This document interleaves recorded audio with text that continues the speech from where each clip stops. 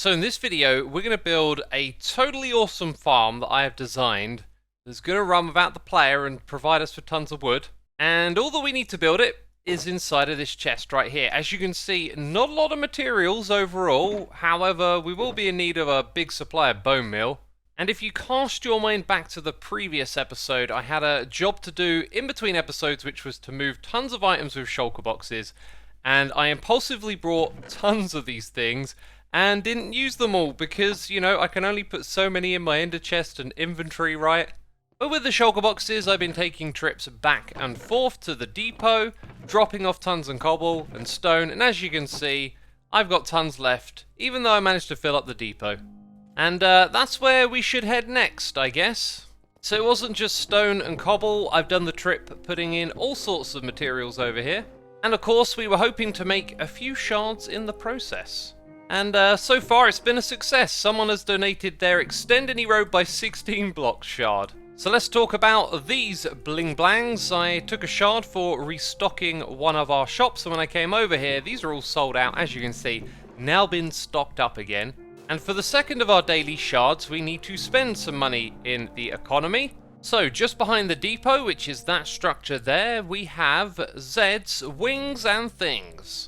And some of these things are exactly what I need. 2 diamonds per slot. I'm going to buy up all of these. And you're going to find out later on exactly what these are for. I have built something with redstone in one of our previous contraptions that's going to upgrade it using XP bottles. So that's 2 of our daily shards, because since the last episode went out, 2 days have passed by. And this one right here, this is a weekly shard. So I'm going to aim to do these every Monday. And this was the perfect one for me to pick. It says, read one of your YouTube comments in this episode. Bullseye only counts horizontal distance, not vertical damage, which is why dropping the arrows from above didn't work. But as long as you're horizontally 30 blocks away when the bullseye is hit, it doesn't matter where the arrow was actually shot from. So just use a trapdoor right above the target, fill it with arrows, then run away 30 blocks and flip a lever to open the trapdoor. Alright, that totally worked. What an awesome little trick. Thank you so much. So we can now deposit these over at the Ark of Champions, which I'm gunning to do my very best at and hopefully win. Oh, I believe the diamond blocks go up to show who's in the lead. So someone over here's got 4 and I have got 3, but that is all about to change. Let's throw in these shards. Oh, that's right, I panicked for a second. I was like, where are the other ones? They're in here. And let us not forget that we have this one to do. Build a player head collector for quests. We sussed this one out in the last episode, and I just need to build it now. This is also one of those one at a time quests, so if I get this one done, I can head back over to Ren's quests and pick out another one. I've found myself inspired just to do some off-the-cuff building, you know, no planning anything out. It's not like we're building something epic, although it will be kind of cozy but dark inside of this spot, which is actually underneath the road network. So if I turn around here, you can see that this intersection lines up with False's Beans, and I kind of just saw this spot like you could put an entrance there, you know, and lead into a little underground area. There is something to building in this style that creative mode doesn't quite have. I'm finding myself focusing on the structure and then thinking about how I can add some details or shapes of lighting, and then I'm going through the shulker boxes and sort of doing a pass for details, looking at the different types of blocks available and where I'm going to put them. And so we'll probably have like flint and steel on that side. Over here we're going to have TNT, and then the player will walk through into the blast chamber. So we're basically done here, although, well, the ceiling and a missing ingredient I'm going to come back and put down on the floor. Also got like no TNT or flint and steel, but aesthetically speaking things are done. But what do you think about the TNT block there? I kind of wanted to put it on display somewhere, but I don't know. Not really sure if that's the right spot or not. And you would have noticed something if you've been paying attention, and I've started to use it because I've got a chest monster over here.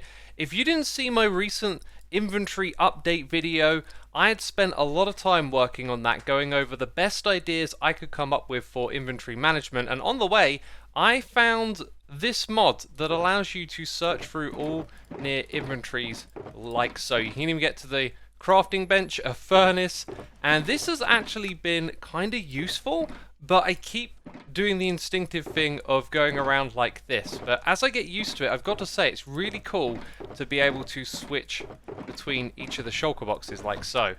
I don't know if I'm going to use this permanently, but I thought I would leave it on for this episode and see how it helps me. And now that I need to tidy up, it's going to be a great help. I can just focus on an item and find which chest it goes into, like that. Right, that's pretty darn convenient. Alright then, I went and fetched my final ingredient, which is mud, of all things. I think that fits in to the palette around here pretty well, but maybe not so much with the green grass, and we need to build a path that links over there.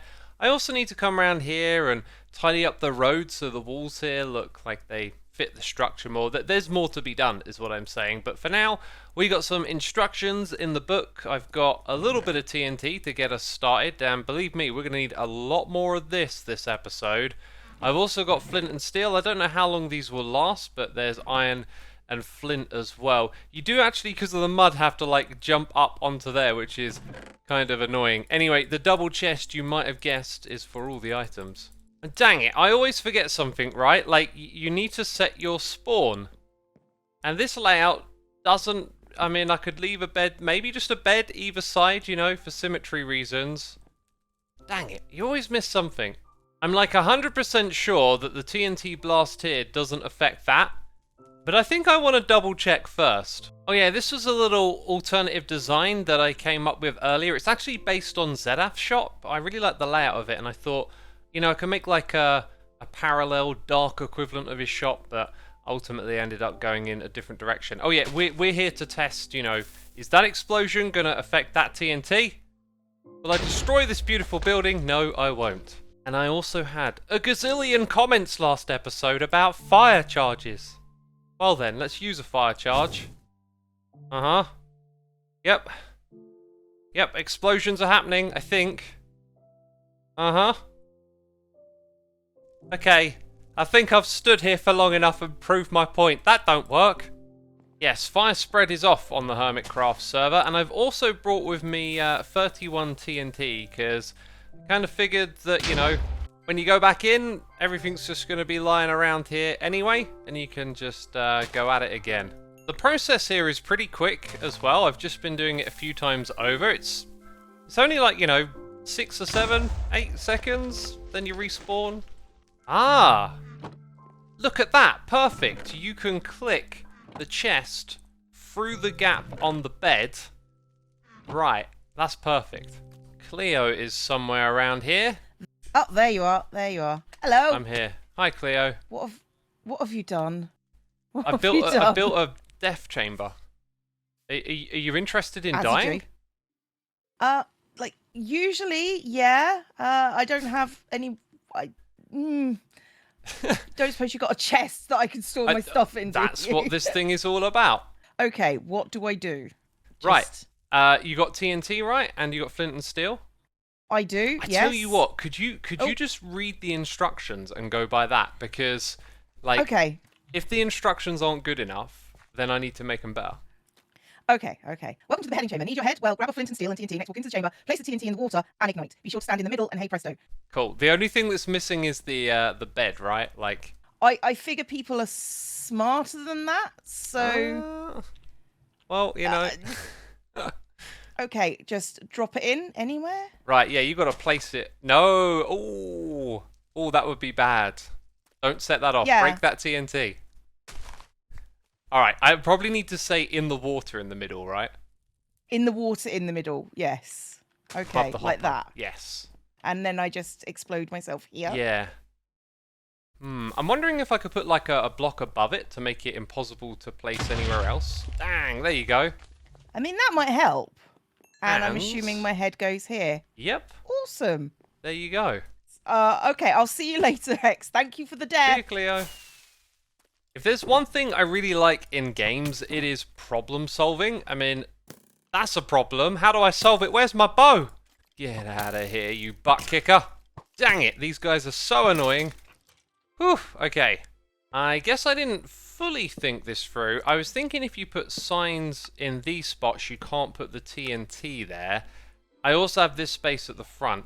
Then if we put that there, it might get a little more confusing. Or we could say place it below the fence gate. Maybe there could be an even better item to put here. And Cleo put the flint and steel back. That's awesome. Okay, so then you kind of understand to do that and stand here. And none of this stuff should break. Well, I didn't set my spawn, and I had all of my gear on me. I am terrible at this game. Ah. That being said, it occurs to me that the beds never moved position, so maybe that one wasn't my fault. The bed is still there, and so is all of my stuff. Alright, I think we've had enough shenanigans over here. I've modified the instructions here to make it clear, and now we get to move on. This means we get to drop this off. Excellent, and now we can go and pick up another one. On to the Wren's quests. I gotta say, I love this statue. In fact, I love coming over here and picking out a quest.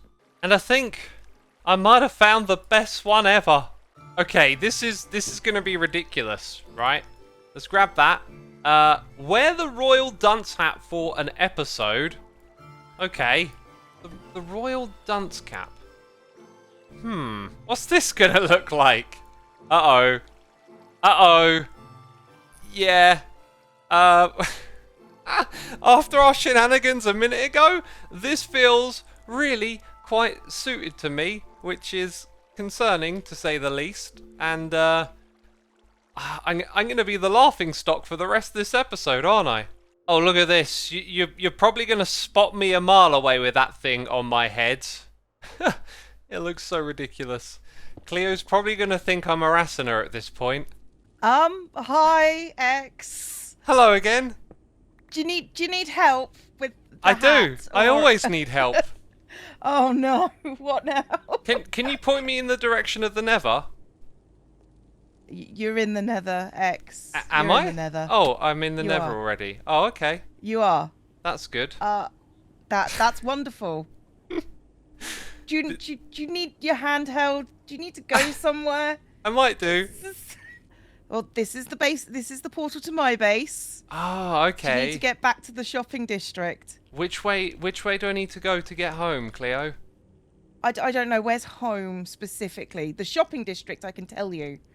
It's inside the skull. You know? I don't know how to get there. I can tell you. Ah. I can tell you how to get to the Nether hub. Well, I tell you what. I'm just gonna go in this direction, and eventually I'll It's get a good there, idea. right? Yeah. No, just that direction forever, and Cool. and you'll be fine. Cool. Thank you, Cleo. Hopefully Hopefully I'll make it. Bye-bye. I'm not convinced. Bye. So, do you remember the shulker box from earlier in the episode? Well, it's been emptied and now it's full of TNT. And this is for the Nether tree farm that I have designed, which is currently running because it doesn't require a player to interact with it, unlike pretty much all the other types of tree farm, right? And there it is. Oh, you just saw it pushing out some blocks. Yeah, this thing has been working a charm. Oh, and I was going to put a time-lapse in my video, so let's get some music going. Here we go. Here's me building the farm.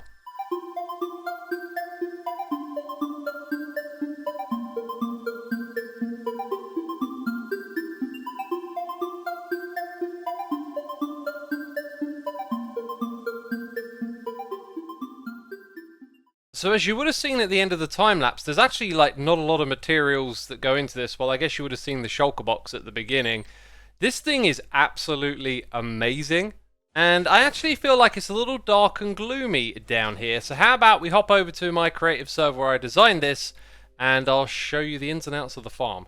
So if you've been watching my live streams, you'll know the history of this farm. It actually started out being just one crazy big project, but it all hinged around a rather simple idea. This nylium right here, it can be bone milled. You'll see that there is a dispenser behind. And when you bone mill it, you do have a chance of getting a fungus growing on top. And then if you bone mill that fungus, it'll turn into a tree.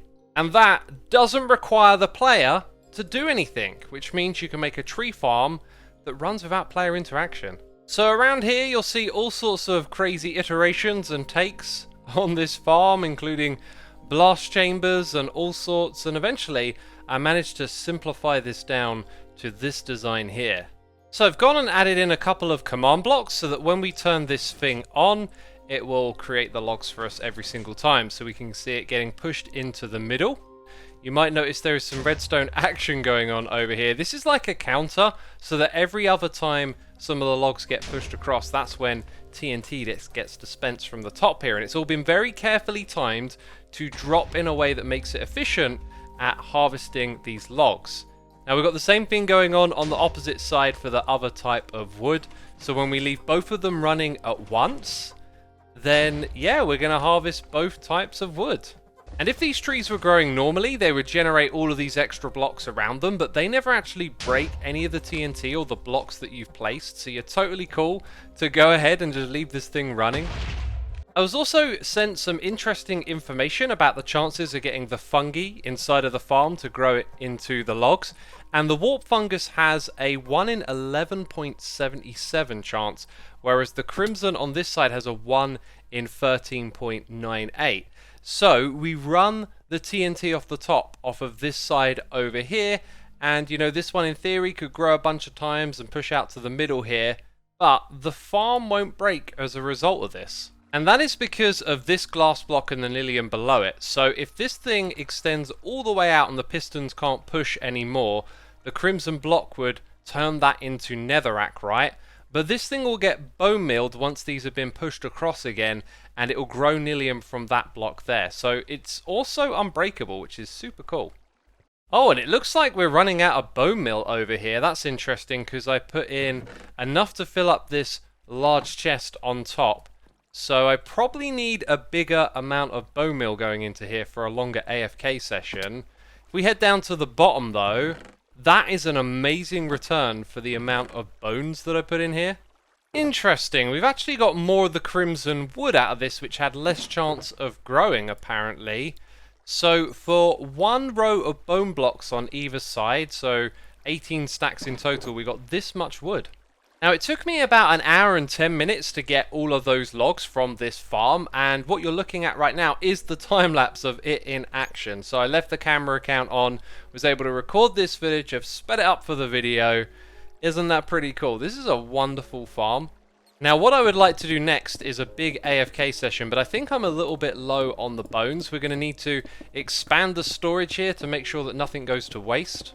And then I'm going to need to fetch a bunch of bone meal and attach more storage to the back of this, because this won't be enough. But yeah, I'm going to try and do an overnight AFK session and just see how crazy we can get with these logs. So it's a whole new day after that overnight session. I need to remember to get another shard. But first of all, the results were a little bit confusing. I put in about 2 to 3 times more bone meal as I filled this all the way to the top here. And at first, I thought I got less wood, but I need to go back and double check because we've got all of that, but nothing in the ones down below. And if I go to the bottom here, you'll see that we've got this much at the bottom. I do think that's actually a fair bit more. Either way, this project is far from over. I want to investigate loading it with chunk loaders and just having it run permanently. There is a lot that we can do with this. But it'll have to wait for another episode. I believe we have one more thing I hinted at doing, which involved buying some XP bottles from Zedaf, who's online, and you know, I want to show off this dunce cap of mine. I wonder if this thing is still active. I mean, I guess I'll go through the portal and find out, right? Yes. Yes, it is. Good way to get some free arrows. That scared me. Hi. Oh, did you hear the arrows firing off? No, I just heard you. Ah, okay. I tested your arrows thing again. Did it work? It did, yeah. Xisuma. Oh! I didn't kill anything. I killed something. Oh, gosh. What was it? Oh, it was a cow. It's fine. Oh, Cows dang are it. replaceable. You owe me a cow. I owe you a cow. I will get you a cow. That is a thing that I will do. Do you notice anything different about me? You're looking well. Yeah, and a little bit taller maybe? A little bit of a height advantage going on? Maybe there's something Is that a new... Have you got a new hairstyle? Is that a new hat? It is. I'm the server's dunce at the moment. At the moment. And I think I just proved it. By killing the cow. Anyway, I just wanted to show off this hat, and I've come along and killed your animals, so I think it's cursed. I think it might be. Yeah. This hat is cursed for sure, and I forgot to mention to Zedaf that I brought his XP bottles. So what exactly did we buy these XP bottles from Zedaf's shop for? That, like, I was supposed to mention that I brought them so he could restock, but, you know, the hat is cursed, right? So, our AFK ice farm has been fixed. It'll work. I can stand in there with my pick and mine away forever until the pick breaks. But it does have the mending enchantment. So over here to the side, I have added a module that I'm yet to test. The reason I haven't tested it is because you've got to wait for the machine to fly all the way out to the end and then come back again. But we'll be able to detect it arriving, and then some fancy redstone will create a clock and a delay before sending the machine off again. And what it's going to do is dispense some of those potions, but you kind of can't really see it until I get in here. Aha! There we go. That dispenser will rain XP while we wait here, and it should repair my pick.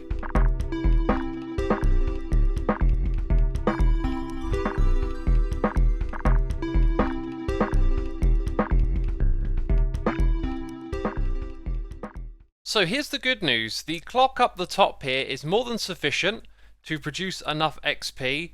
My pick has been fully repaired a couple of times, but I've had some issues because I forgot to turn this thing off when I started using the farm. So I had some issues, and as I was trying to fix them, something else would get in the way, and then the flying machine just decided to stop all the way over here. I couldn't figure out why, so I sent it back out again, and it stopped in the same spot. So at this point, it's still something for me to just take care of off camera, and at some point in time, it'll be fixed and we'll be able to leave the farm running overnight and just get the most insane amount of ice. Sometimes you just got to take the L, but we're going to turn it into a W, I tell you. But I'm thinking, maybe this hat is cursed after all. So, it's official, I've worn this for an episode, I'm going to return it over here, and I'm also going to be picking up another daily shard.